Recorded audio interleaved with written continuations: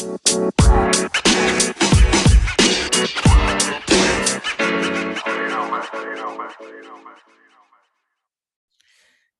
and welcome to the podcast. I'm Karen Weaver. Today, more than ever, it's crucial for colleges and universities to hire the right leaders for the right moment in time.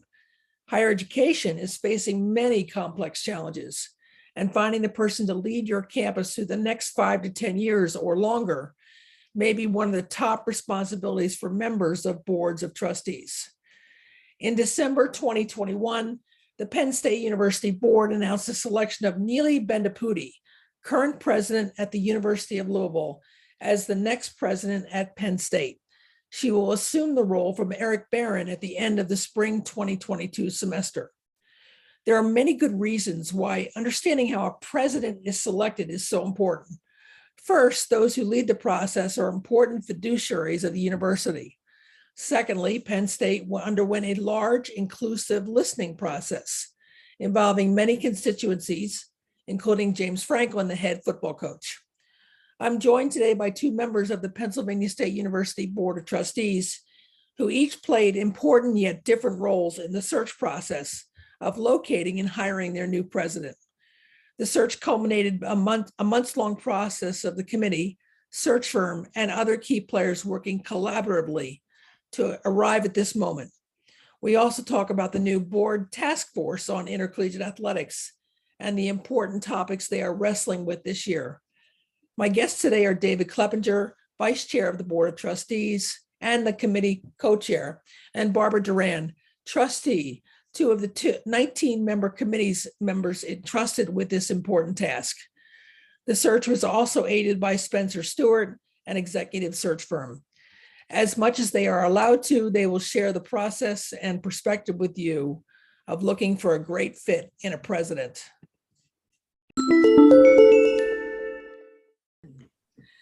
Well, Dave and Barbara, welcome to the podcast. So glad to have you guys. Karen, Our pleasure to be here. Excellent, excellent. So before we get into the world of trustees, let's talk about what your real jobs are outside of being a trustee. Dave, why don't you go first? What do you do in real life?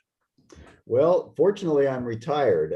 So I'm a recovered lawyer, retired at the end of 2020. And my wife always jokes with me that I gave up a full-time paying job for a full-time non-paying job as vice chair of the Board of Trustees. So I had a good run as an energy and utility lawyer, but now I'm happy to be giving back to the university. That's great. And Barb, how about you? We never see you on TV. Just occasionally. I was on Monday, as a matter of fact. Okay. And one thing I want to mention about Dave, he actually took an apartment in State College so he could be right there. So he's really been a very hands-on vice chair, which is terrific. That's great. Yeah. Great. But my actual paying job, I have my own wealth advisory and asset management firm called BDA Capital. And I operate primarily out of New York City, although often living in Connecticut these days because of COVID relief.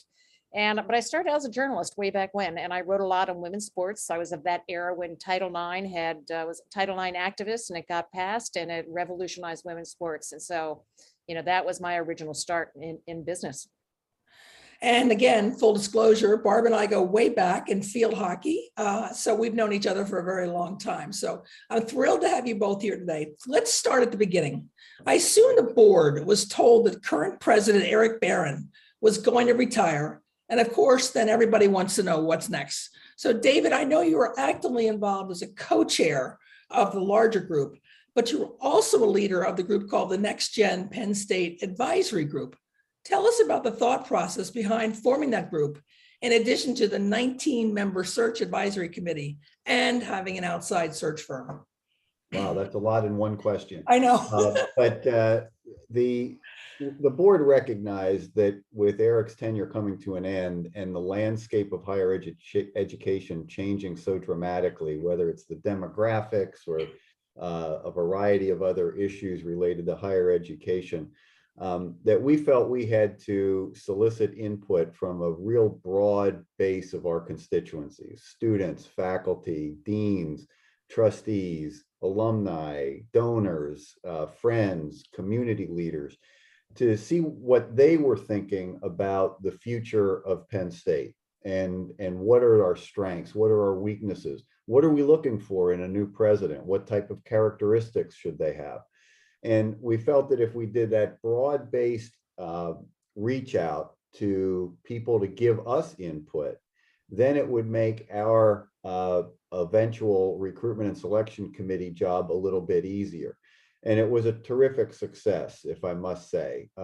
We had like 18,000 responses to the survey. And I'll give a shout out to Spencer Stewart for assisting us in developing the content of the survey. They were the executive search firm that we retained, and without them, we probably would have been at a little bit of a loss in terms of the right questions to be asking. So that was the predicate, if you will, to our search. We did not kick off the search until that report was completed, because it really formed the basis, and I think it may be later in our podcast today, about the job description and specification. That job description specification was lifted almost entirely out of the qualifications and characteristics that the survey group was looking for in a new president. Interesting. Barb, what was your take on the formation of the wide-ranging information gathering? Well, I think first off, it was an excellent process in terms of finding out what do we need. And it wasn't just going to be by popular vote. It really gave us a lot to think about in the committee that looked at it. But it was also important to really establish trust in the process across all constituencies, because when you look at failed presidential searches through time and what other universities have done, it often comes down to that, whether it's faculty or students, who weren't involved or didn't feel involved. And the candidate or final candidates that come to the fore, are given a hard time and sometimes have to be withdrawn. So that was also a very important goal, was to make sure that people understood the process. It was inclusive. It was wide ranging. We had every constituency, whether it was alumni or staff or students or faculty, everybody. And so it really legitimized the process. And I do know that they did, as Dave just said, kept true to what they found. So there was no undue influence by one or two power players, whoever that might be considered. I think I counted 47 members. 47 members. 47 members. And Karen, you've been involved in higher ed for a long time. And, just the fact that we got 1,800 responses from our faculty to that survey. Wow. So the amount and the quality of faculty input that we received was almost unheard of. And I didn't mention at the beginning how early we started. Your question said, let's start at the beginning. Yeah. This was October of 2020 when we first named and solicited members for the Next Gen Penn State Advisory Group and established the Recruitment and Selection Committee. And thank goodness we started that early, because the market for presidents, as our consultant always said, was frothy and still is frothy, because COVID has caused so many presidents to decide to retire early or to move on to a different academic position. So we knew we were going to be in a hot market and wanted to be out there in front to get our person first. Yeah, that makes sense. Go ahead. Sorry, I was going to say, Karen, and what Dave makes is a very interesting point, because not only did we start early because we wanted to thoroughly research what is the right process to put in place, but as it turns out, it was we had to speed up the process once we were in it, because exactly what Dave said, suddenly there was a huge amount of openings and we did not want to lose access to the best candidates. So we sped it up once we got that generational report in. So that brings up a good point. That means President Barron had to let you know with enough time to be able to do that. Is that correct? Yes, he knew his contract was expiring in June of 2022, and he let us know early on that he was not going to request an extension, that was when he wanted to retire. So fortunately, we had plenty of lead time. Yeah. And now we have plenty of time for an overlap with President Barron and his successor, Neely Bendapudi, to learn each other and learn more about the university. What a gift. That's really important. Speaking of complex systems, the Penn State campus is not just one campus in the middle of Pennsylvania. It's 23 Commonwealth campuses spread out all over the state. And most people don't realize that the president is in charge of those as well, because there are chancellors on those campuses. So how do you include and introduce that piece into a presidential search? Well, we certainly questioned all of our candidates on that, and I will say they were all very well prepared for the one Penn State system that we operate as one university with 23 campuses. But I don't know that anyone can be adequately prepared for the president of Penn State, because there's not another institution that is just like that, right?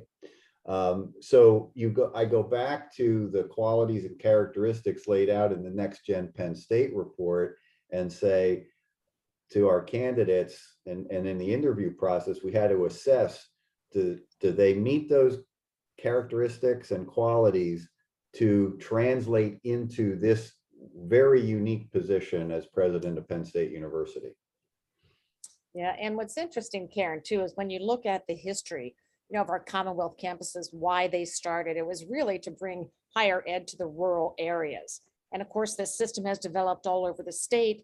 And it's something that we need to look at and are looking at, because each one has a unique function within the area they serve, but yet it's tied to the broader campus. And I think if you look at our long-term strategic plan, we want to really make it all one Penn State. We want to make sure the curriculum, is similar. I mean, because professors and all that. So we've got a lot to do there, in terms of that. But it is one thing that all candidates brought up, and different ones had different insights about it. So that was quite interesting. And of course, Neely's were pretty informative. Absolutely. So continuing on that theme, what kind of oversight and responsibility for the success of all those entities does the president herself bear? Ultimately, it is going to be Neely's responsibility. Now, there's an administrative network, as you mentioned. Each campus has a chancellor. The law schools have deans. The College of Medicine has a dean. The deans, of course, report up through the provost. The chancellors report up to the senior vice president and chancellor of all the Commonwealth campuses. That's a new individual now, Kelly Austin. Madeline Haynes had been in that position for years and years and just retired. So that's how things get up to the president. But one of the things that President Barron did, and I know it is very early on in President Bendaputi's agenda, as she has her overlap in March and April with Eric, is to visit each and every Commonwealth campus. And it means so much to those Commonwealth campuses, the students, the faculty, the chancellors. I've tried to get to some of them myself. I know Barb's been to some of them. We go to one of them every year for one of our board meetings. This year it will be at the York campus. So that is another way where we get on-site information from the Commonwealth campuses, and obviously feed that up through the president, the provost, and the senior VP and chancellor of Commonwealth campuses. So since this is a podcast about trustees and presidents providing oversight to intercollegiate athletics, and in looking at the rosters of both of the search committees, I noticed there was one quote unquote athletics person in total, head football coach James Franklin, who was invited to participate. Help us understand the role that he played and what is expected of his relationship with the new president. Well, when the board was establishing the 47-member advisory group for Next Gen Penn State, we felt we really did need an athletics perspective. Coach Franklin has been at the university even longer than our athletic director, so we felt he was a terrific candidate to have on that group, and he was an active participant. I think part of the objective there was to assure that going forward, we would maintain and or build upon the alignment that we feel is needed between the board, the administration, intercollegiate athletics /AD, and our coaches and donors. And that alignment, I think we were looking at to help facilitate with Coach Franklin being exposed to all those constituency groups during this process. Barb, anything you'd like to add as a former athlete yourself? On the process? No, I think Dave captured it well, that because football, we have a huge athletic program with 29 different sports, but obviously football, is a very big draw, and it's so important, not only in terms of donor dollars and team spirit, but it's, a big reputational issue, in terms of making sure Penn State is squeaky clean, and it ties into so many aspects of the university. Very important that the head football coach, who happens to be Franklin right now, does have input into the presidential selection, because there will be, who knows what issues may arise that you'll need a close working relationship. Was there any involvement by the athletic director as well in the search, maybe later on down the process? No, we didn't have direct involvement by the athletic director. We did speak with her about the process going as it was ongoing, but not a direct involvement with the selection committee. And Coach Franklin was not on the recruitment and selection committee either. He was only on the Next Gen advisory group. Right. Yeah, which actually, Karen, may be different at some schools. I mean, we know from President Barron, then he talked about when he was recruited at, was it Florida State? Years ago, there were actually football donors on the committee that helped in the selection, and we would never allow that. Right. This is not about picking somebody because of football. It's picking somebody who has the interest and capability to run one of the largest universities in the world. And one of the other unique things about the Florida state system is that their search processes are public, which is problematic in some ways. And one of the things that we were able to accomplish throughout our process was respecting the confidentiality of all the candidates. Obviously, most of those candidates, if not all, were sitting presidents elsewhere. And it's a small club out there in academia, and you could really damage someone's career if there were a leak as to who might be looking at the Penn State position. But it's unlike other states where the process by law has to be public, and that makes it difficult on candidates. For sure, absolutely. So while we're talking college athletics, Dave, you're the chair of the board's subcommittee on intercollegiate athletics. Tell us a little bit about that, where that idea came from, what kinds of things you talk about, et cetera, et cetera. Well, we're calling it a task force and not a standing committee, because we're not sure if it's going to continue forever, although given the rapidly changing landscape of college athletics, it's going to be around for quite a while. But when we as a board, we're looking at our athletic program, and it's one of only 15 or so that are totally self-sustaining in the country. It gets no additional support from our educational and general fund. The revenues support all those 31 sports that Barb mentioned. But we also saw that landscape changing with the name, image, and likeness developments, with the conference realignments and schools moving from one to the next. So we felt we had to dig a little deeper into it.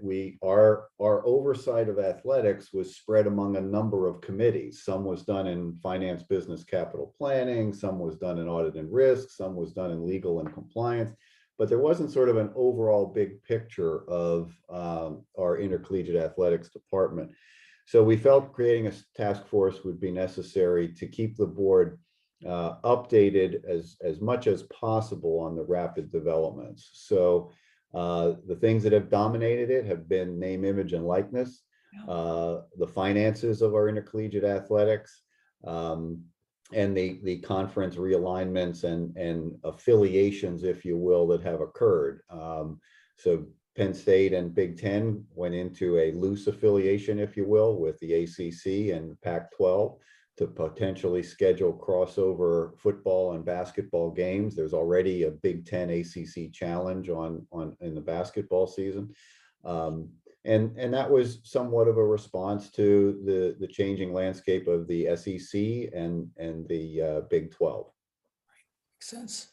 Barb, what are your thoughts on this growth of the task force? More and more boards are doing this kind of thing.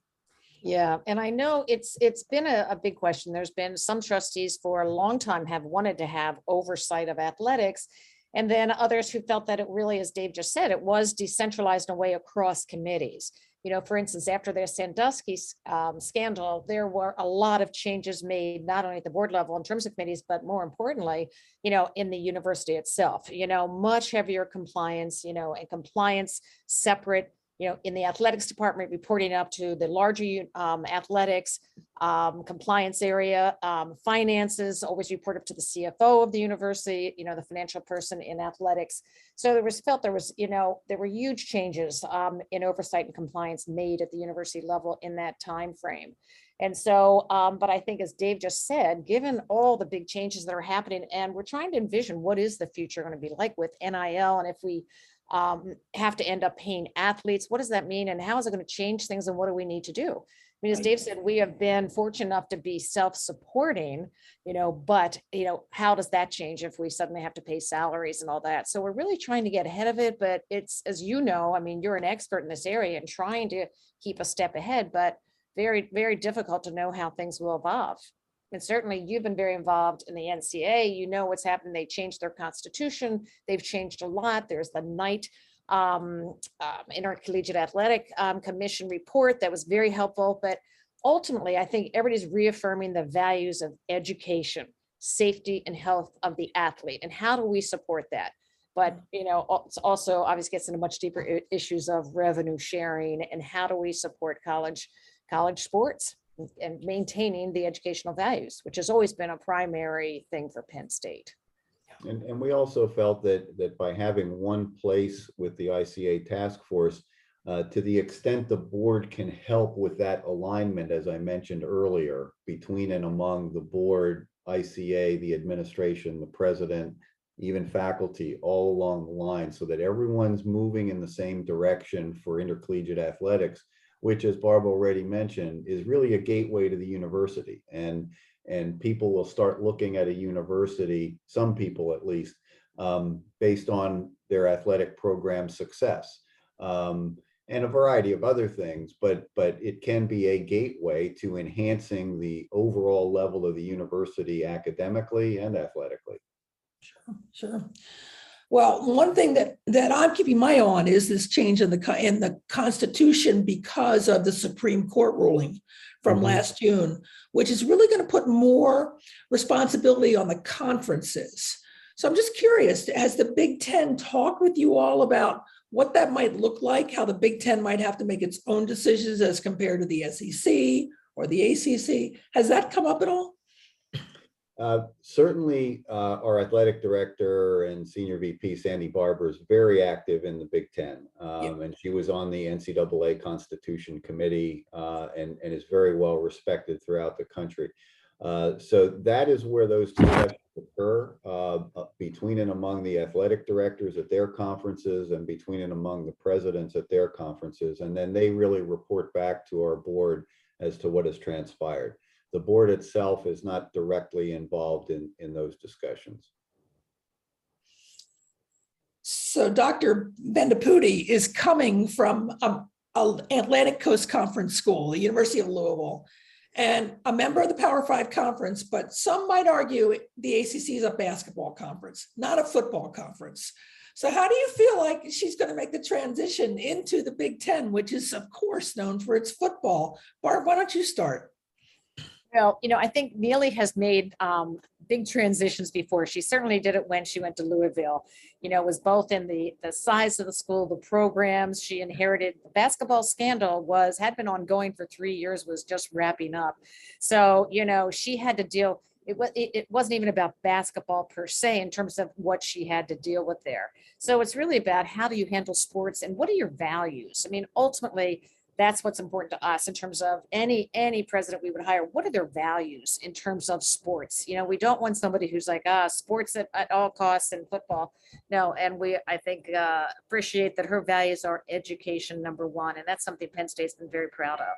So we don't really see an issue. And I know Dave has some insights too there about because there's been a loose association with the ACC and others, and he can maybe talk a little bit more about that, but she's been very involved at some very high levels in terms of sports governance.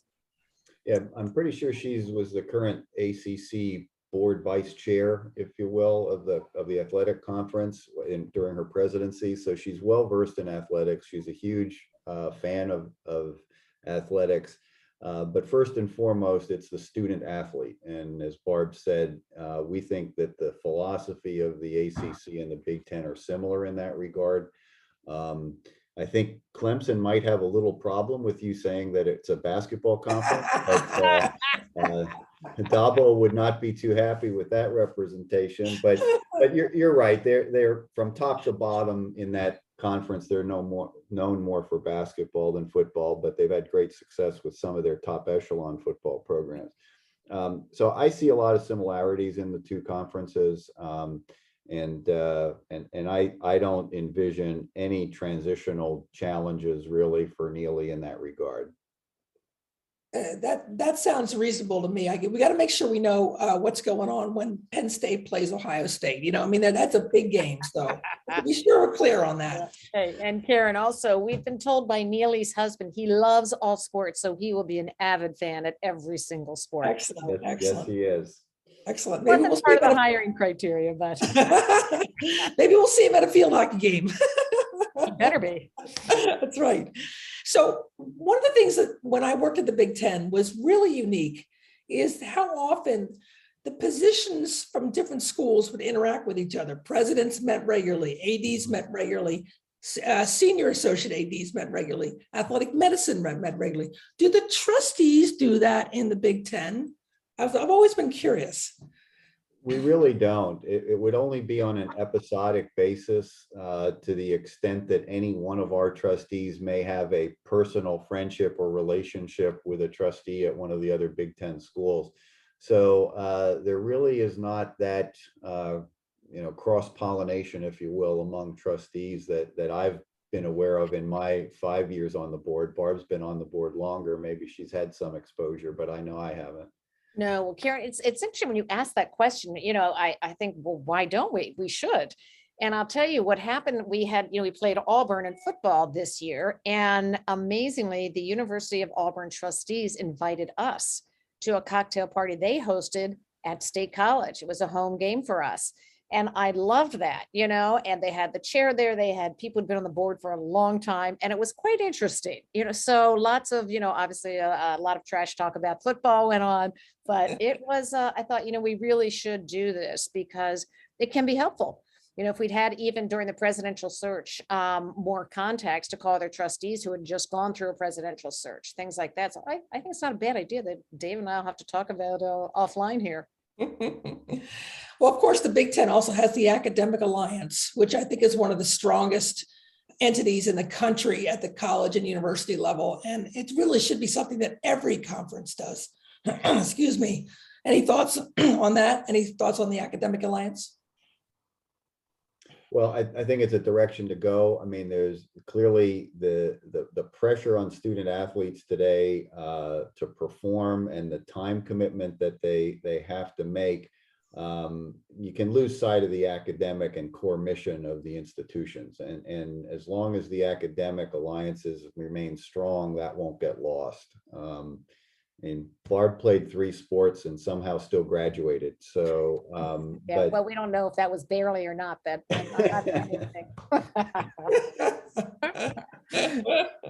That's great. So we talked a little bit about the changing dynamics at Division I college athletics. Where do you see this heading? Like if I were to say in 5 years, where are we going to be? What do you think the Big Ten is going to look like? Do you think it's going to have more schools? Do you think we'll get, one of the things that I think is I think we might eventually get to 4 conferences with 16 schools so that we have 64 teams. Right now we have 65 in the Power 5. I think we might get to that point. That's one of my unsolicited opinions. Well, what do you guys think? That's a tough question. Yeah, that is. It seems to me that the NCAA itself is becoming less and less relevant, and the conferences are becoming more relevant. So the shift of authority and enforceability and compliance, I think, is going to become more localized at the conference level. the composition of the conferences, I think, is anyone's guess. I just can't really predict that. But your hypothetical is not far from what could be a reality in my mind. 4 conferences, 16 each. Yeah, and Karen, I think that it's hard to know right now because there's so many changes, like what is NIL going to do? I mean, some schools may be, if they're near an urban center, who knows, they have a huge donor network, they may be much more powerful because of that. And how do you offset that? You know, or the revenue sharing issues. I mean, I know you've talked about a luxury tax or caps, hard caps, soft caps that some of the pro leagues use. Yeah. And what does happen if we have to pay our athletes? You know, does that mean it changes the constitution of the audience itself because they're now paid athletes? I mean, it's no longer just college rah. I don't know. I think that the changes we will see unfolding and put in place the next year are going to drive a lot of the ultimate evolution of the conferences and what we do about it. I think right now there's just too much change. All these things have to happen. We have to see where it shakes out before we can start really envisioning new structures. But I think clearly things have to change. They have been changing, and lots of people working on it. But I think it's a process we're working through with no clear answers in sight. And how we maintain level playing fields across conferences if it is left up to conferences. I mean, the misinformation that's being posted in social media on name, image, and likeness in the current time frame. No one knows what's real and what isn't there, but yet you have a 17 or an 18 or a 19-year-old athlete looking at that and believing that there is $1 million NIL deal out there for the taking that's easy coming. And it's not that easy. And there aren't that many of those out there.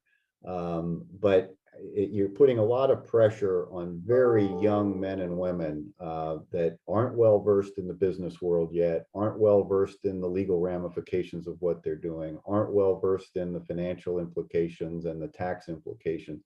So we've got a lot of education to do. And one thing Penn State has prided itself on NIL is its statement program, which is designed totally for education of those athletes so they know what they're getting into.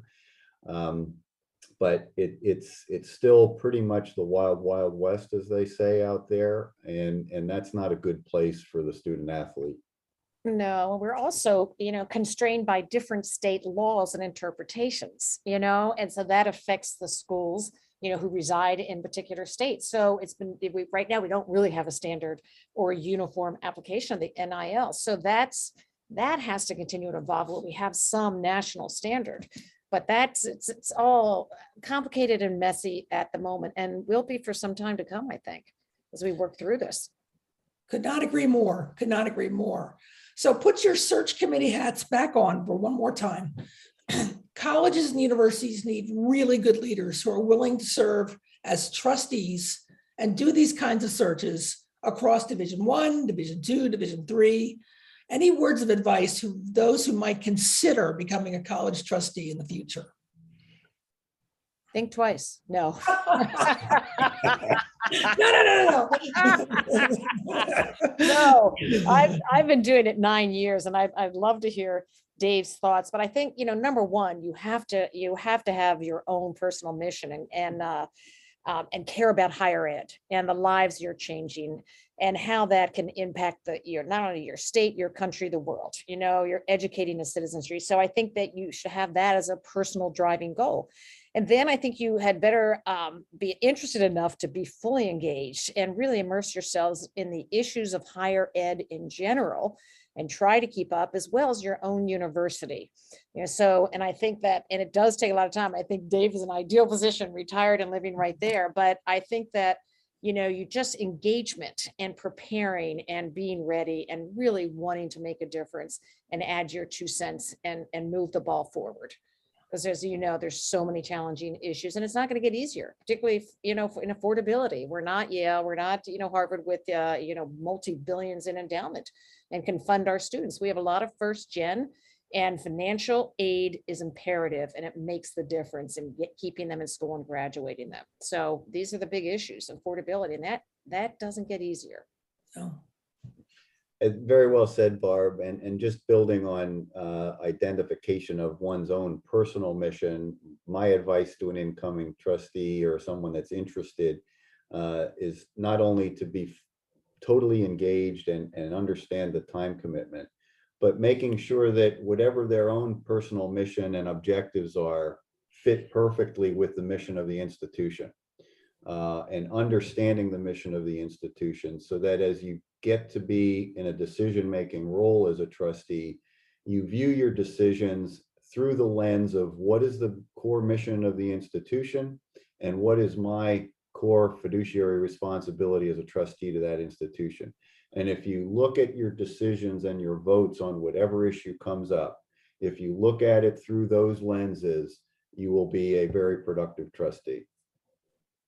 Great advice and a great place for us to end the podcast. Barb and Dave, thank you so much. This was incredibly helpful, interesting. And you rarely get these moments and times where you can actually reflect back and look at an important search, like finding a president. So thank you both for your honesty and also your insight. I really appreciate it. Thank you, Karen. Karen, thank you. I very much enjoyed it.